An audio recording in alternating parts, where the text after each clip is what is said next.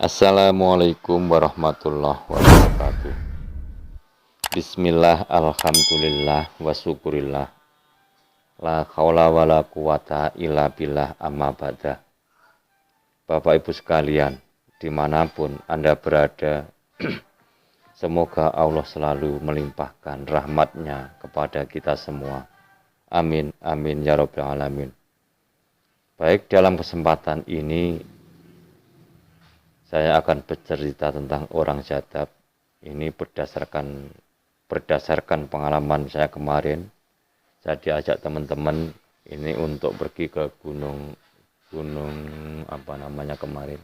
Ya, Gunung Gelot. Teman-teman saya ingin mengajak saya untuk melihat kawahnya Gunung Gelot itu seperti apa.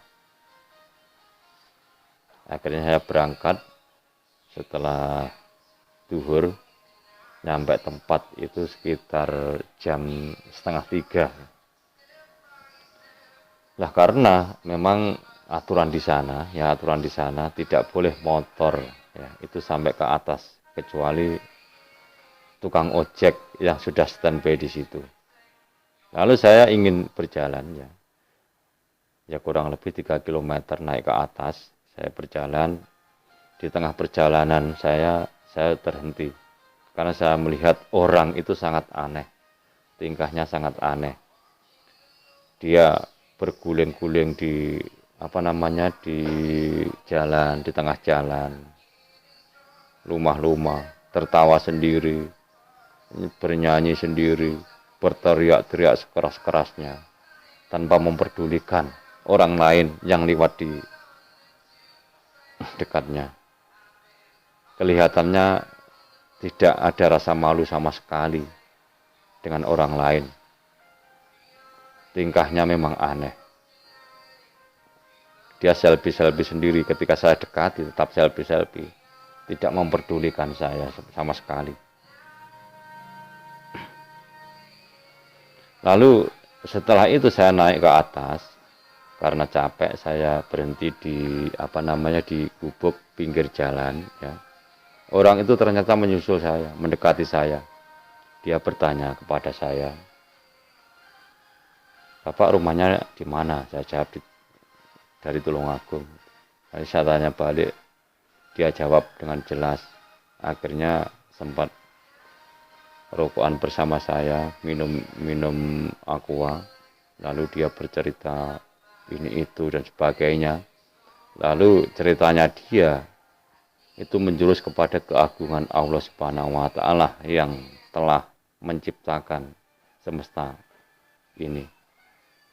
Sambil melihat keindahan alam Gunung Gelot. Setelah itu, dia menjelaskan kepada saya tentang ilmu tauhid. Dia jelaskan dengan sangat gamblang tentang akadiyah, wahdah, wakidiyah. Dia jelaskan tentang zat, sifat, asma, af'al. Dia jelaskan tentang huruf alif.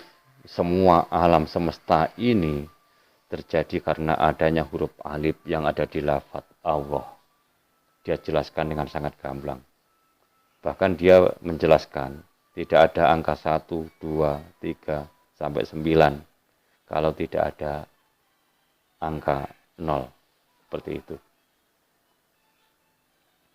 Ini bisa ditarik kesimpulan ya, bahwa sebenarnya orang syadab itu tidak benar-benar gila keturunan atau gila apapun, akan tetapi dia memang benar-benar gila, akan tetapi gilanya gila kepada Allah Subhanahu wa taala.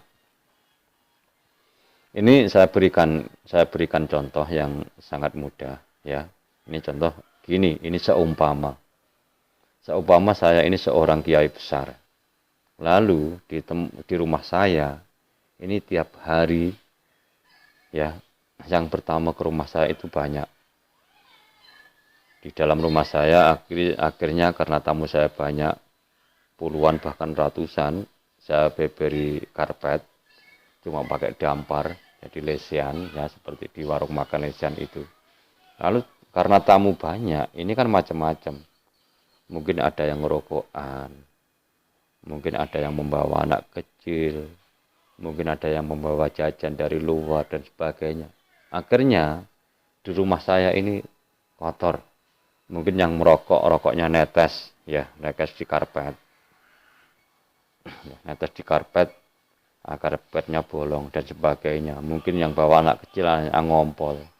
Akhirnya terjadi bau yang tidak enak. Mungkin sisa-sisa snack, makan kecil. Mungkin sausnya netesi karpet sehingga kotor dan sebagainya. Lalu untuk menjaga kebersihan, akhirnya saya membuat peraturan tertulis, saya tancapkan, saya tempelkan di depan pintu. Masuk rumah ini tidak boleh merokok, masuk rumah ini tidak boleh membawa anak kecil, masuk rumah ini tidak boleh membawa makanan kecil dan sebagainya. Untuk menjaga supaya rumah saya ini tetap bersih. Ya sudah pasti orang yang membaca mungkin kalau bawa anak kecil bisa saja anaknya dititipkan kepada saudaranya, suruh nunggu di luar karena perlu dengan saya.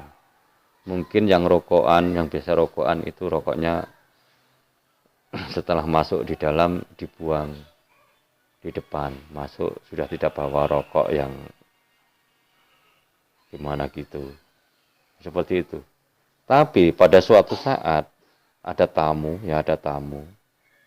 ada tamu itu pakaiannya tidak karuan, mungkin pakai celana pendek, bawa anak kecil lagi, rokokan lagi, masuk nyelonong gitu aja. Itu karena memang saya sangat mengenal dia, saya selagi tuan rumah mengenal dia, dan saya menganggap dia seperti anak saya sendiri, bahkan sebenarnya itu tamu, karena saya sangat sayang dengan dia. Kira-kira menurut sampean, yang seperti itu ditegur atau tidak? Oleh saya ditegur apa tidak? Pasti tidak. Dengan kehadiran dia pun saya sudah sangat senang sekali. Nah, itulah bedanya antara syariat sama hakikat. Jadi bisa jadikan pengalaman, kita tidak boleh menghina siapapun. Yang kita lihat dengan kepala mata itu kelihatan jelek, karena belum tentu hatinya juga jelek. Saya kira untuk bahasan masalah jadab sudah sekian. Saya akhiri sekian. Wallahu a'lam bishawab. Assalamualaikum warahmatullahi wabarakatuh.